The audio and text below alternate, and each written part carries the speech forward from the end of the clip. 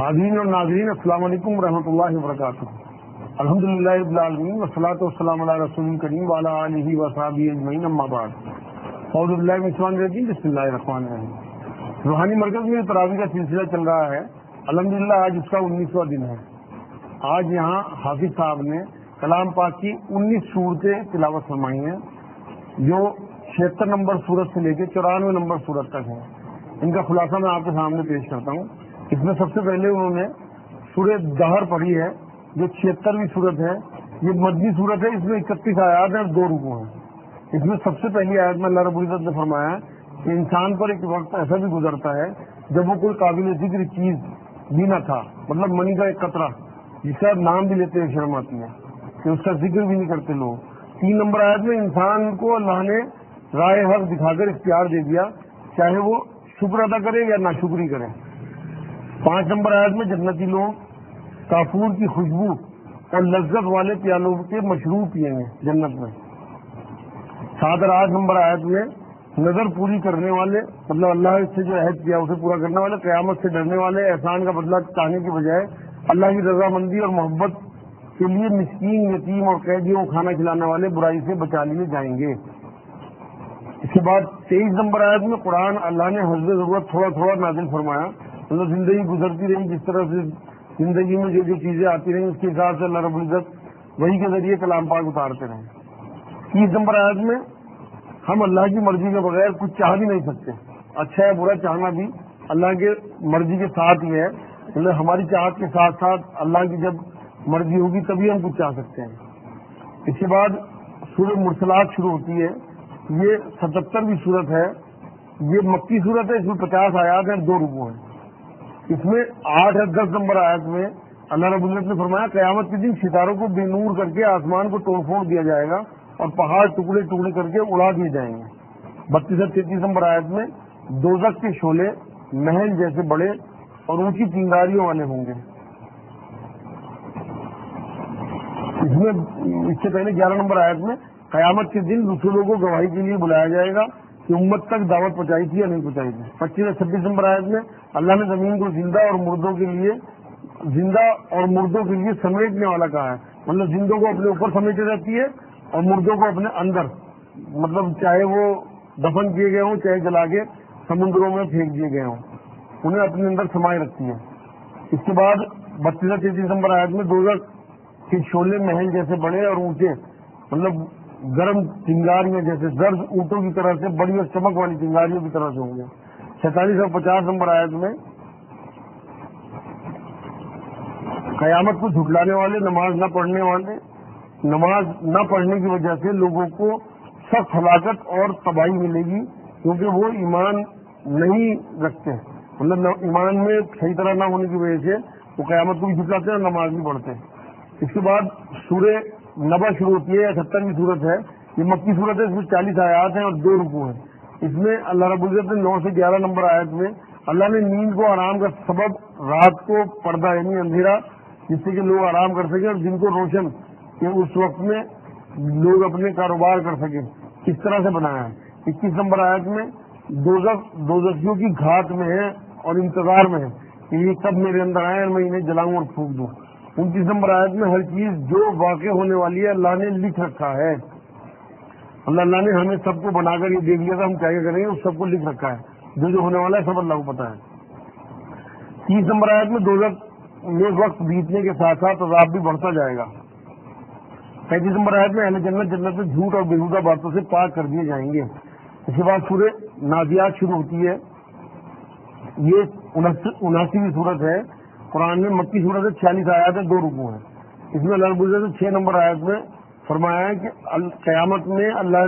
قیامت شروع ہوتے ہی اللہ کی ہیبت سے زمین کانپنے لگے گی۔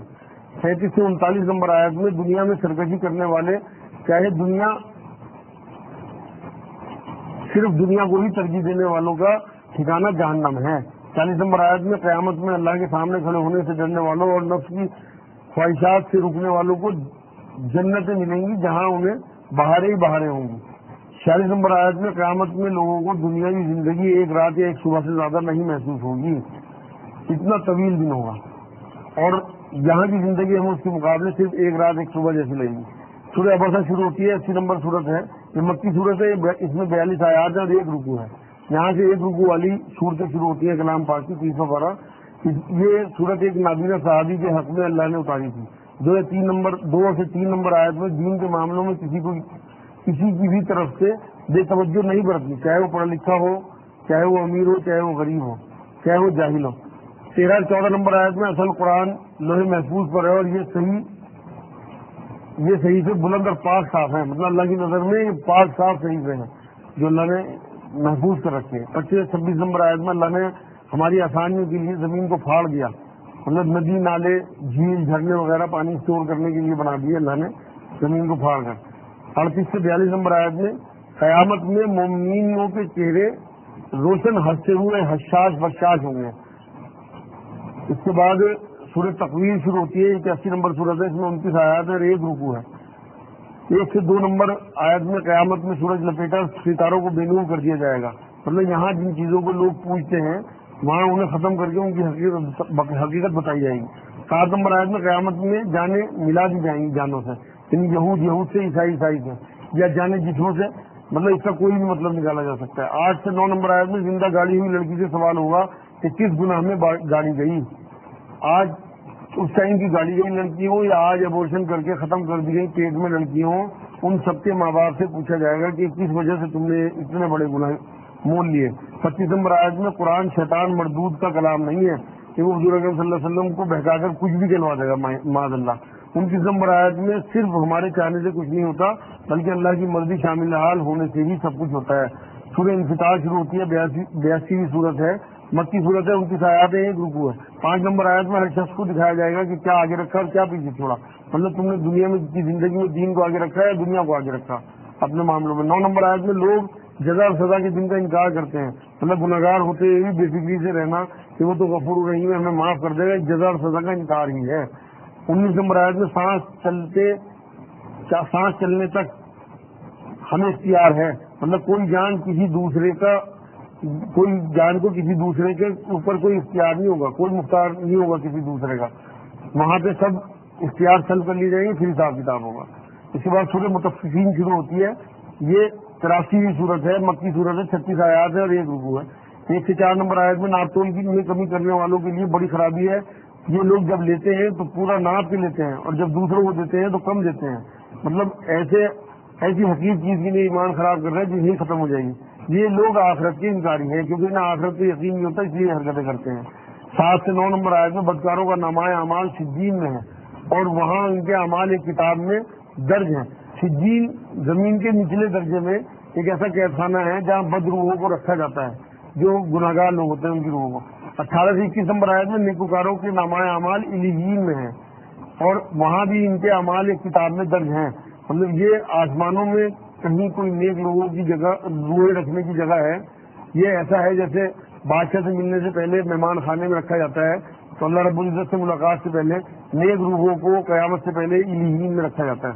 26 نمبر آیت میں لوگوں کو بھلائی کے کاموں میں آگے بڑھنے میں مقابلہ کرنا چاہیے، جیسے ہم ہوڑ لگاتے ہیں یہاں دنیا کمانے میں، اس طرح سے دین کے معاملے میں کہا ہے. 29 سے 36 نمبر آیت میں دنیا میں گناہگار نیک لوگوں کو دیکھ کر ہنسی اڑاتے ہیں اور آنکھوں سے اشارے کرتے ہیں کہ یہ ہے دیندار. قیامت میں وہی لوگ جو ایمان والے یہاں دنیا میں ہوں گے ان کافروں پر ہنسیں گے کہ یہ مطلب ہم پر ہنستے تھے، ان منکروں کو ان کا پورا بدلہ اللہ رب العزت نے دے دیا. سورہ انشقاق شروع ہوتی ہے، 84 نمبر صورت ہے، مکی صورت ہے، اس میں 25 آیات ہے اور 1 رکوع ہے. 1 سے 2 نمبر آیت میں قیامت میں آسمان اپنے رب کے حکم کو سن کر پھٹ جائے گا اور وہ اسی لائق ہے کہ حکم سنے اور اللہ کی مانے. 3 سے 5 نمبر آیت میں قیامت میں زمین پھیلا دی جائے گی، اپنے اندر سے وہ سب کچھ اگل دے گی جو اس کے اندر ہوگا، مطلب جتنے مردے یا جتنے بھی جو چیزیں زمین کے اندر سب باہر کر دے گی. زمین بھی اسی قابل ہے کہ وہ اپنے رب کا حکم سنے اور اسے مانے. 7 سے 9 نمبر آیت میں دائیں ہاتھ میں اعمال نامے والوں کا حساب بہت آسان ہوگا، پھر وہ اپنے گھر والوں کے ساتھ یعنی جنتیوں کے ساتھ خوشی رہیں گے، مطلب سرسری سی نظر ڈالی جائے گی جن کا حساب کتاب اللہ رب العزت نے آسان لینا ہوگا کہ سرسری نظر ڈالی لیکن حساب سب کا ہوگا. اسی طرح سے 10 اور 11 نمبر آیت میں بائیں ہاتھ والوں کے اعمال نامے والے جو موت مانگنے لگیں گے اور بھڑکتی ہوئی جہنم میں انہیں بھیجا جائے گا، یہ بہت سخت جن کا حساب کتاب ہوگا ان کے معاملے، کیونکہ جس سے حساب لیا گیا وہ تو پھنس گیا سمجھو. جسے اللہ نے سرسری نظر سے چھوڑ دیا بس سمجھو وہ بچ گیا۔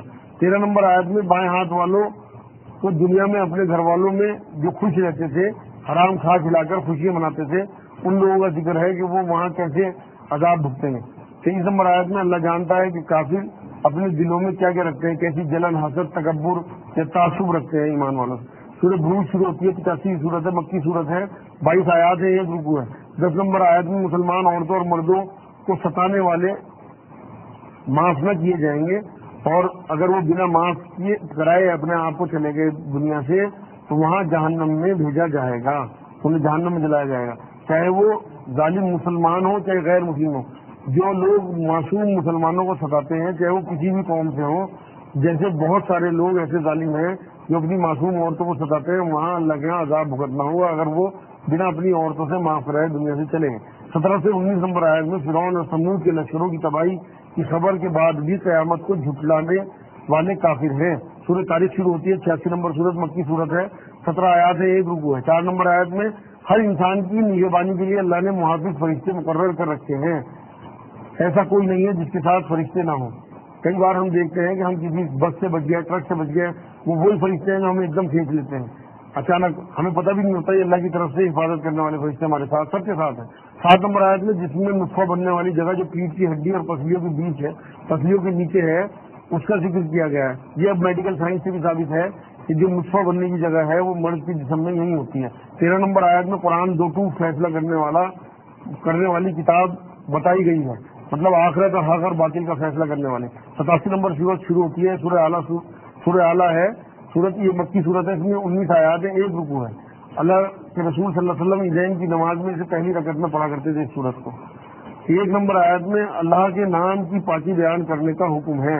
اللہ کے حکم سے یہ آیت حضور صلی اللہ علیہ وسلم نے سجدے میں پڑھنے کا حکم دیا ہے، سبحان ربی الاعلیٰ جو ہم پڑھتے ہیں۔ 3 نمبر آیت میں اللہ نے تمام مخلوق کو ٹھیک ٹھاک انداز میں بنایا اور ان کا ٹھیک اندازہ کیا، مطلب ان کی حد طے کر دی کون کیا کر سکتا ہے اور کیا نہیں کر سکتا، پھر انہیں راہ دکھائی، مطلب اللہ رب العزت کو پتا ہے کہ اس نے ہمیں کیا دیا ہے، اسی طرح سے وہ ہم سے حساب لے گا۔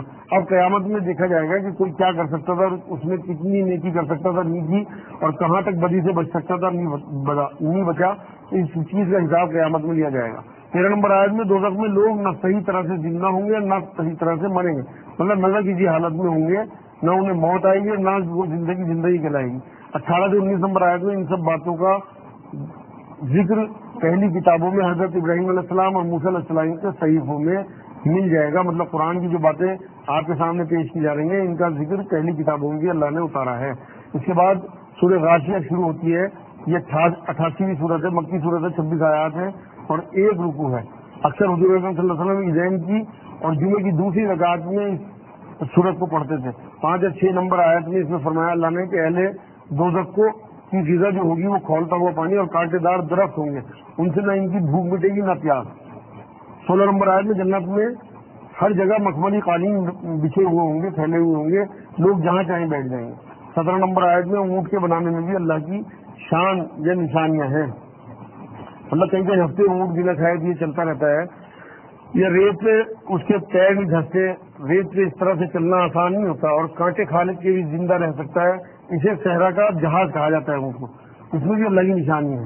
26 نمبر آیت میں گناہگاروں سے حساب لینے کو اللہ نے اپنی ذمہ داری کہا ہے، مطلب وہاں سب سے حساب لے گا چاہے وہ کتنا ہی گناہگار ہو، اگر یہ سوچے کہ میں بنا حساب کے بچ جاؤں گا تو ایسا نہیں ہو سکتا۔ اس کے بعد سورہ فجر شروع ہوتی ہے، یہ 89ویں صورت ہے قرآن میں، مکی صورت ہے، اس میں 30 آیات ہے، ایک رکوع ہے۔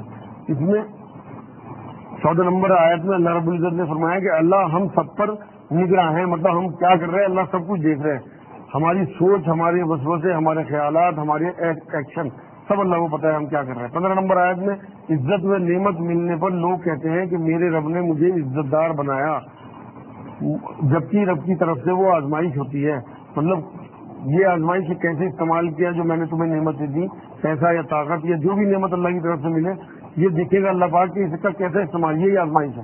16 نمبر آیت میں ایسے ہی جب کسی کو کی روزی تنگ کرتا ہے اللہ تو کہتا ہے وہ کہ اللہ نے مجھے ذلیل کر دیا، اللہ غریب کر کے میری اہانت کی، جبکہ روزی تنگ کر کے بھی اللہ آزماتا ہی ہے، کسی کو دے کے آزما رہا ہے کسی کو لے کے۔ 17 سے 20 نمبر آیت میں یتیموں کی عزت نہ کرنے والے، مسکینوں کو کھانا کھلانے کی ترغیب نہ دلانے والے، میراث سمیٹ کر کھانے والے اور مال کو جی بھر کر عزیز رکھنے والے ہی ذلیل و خوار ہوں گے.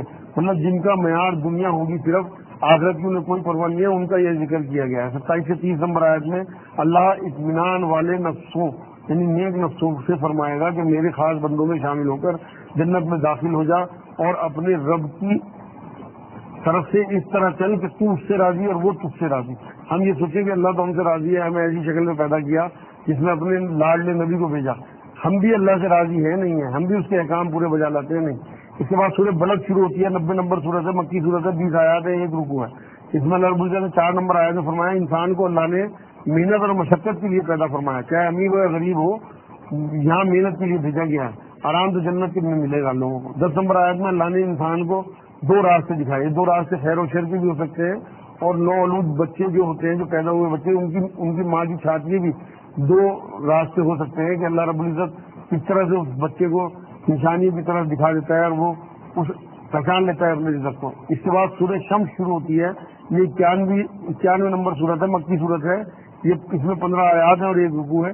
اس میں 8 نمبر آیت میں ہر انسان کا نفس قدرتی طور پر اچھائی اور برائی کی تمیز رکھتا ہے. مطلب دین کی بات نہ پہنچنے پر بھی اللہ وحدانیت کا سوال تو سب سے کرے گا ہی، کیونکہ اللہ نے سب نفسوں میں قدرتی طور پر اچھائی برائی کی تمیز رکھی ہے. 10 نمبر آیت میں جو اپنے آپ کو نہ پہچان سکے، مطلب ہم یہاں کیوں آئے، کس نے بھیجا، اور غفلت کی زندگی گزاریں اور غفلت کی ہی موت میں مر جائیں، وہ ناکام لوگ ہیں. سورہ لیل شروع ہوتی ہے، 92 نمبر سورت، 21 آیات ہے، 1 رکوع ہے.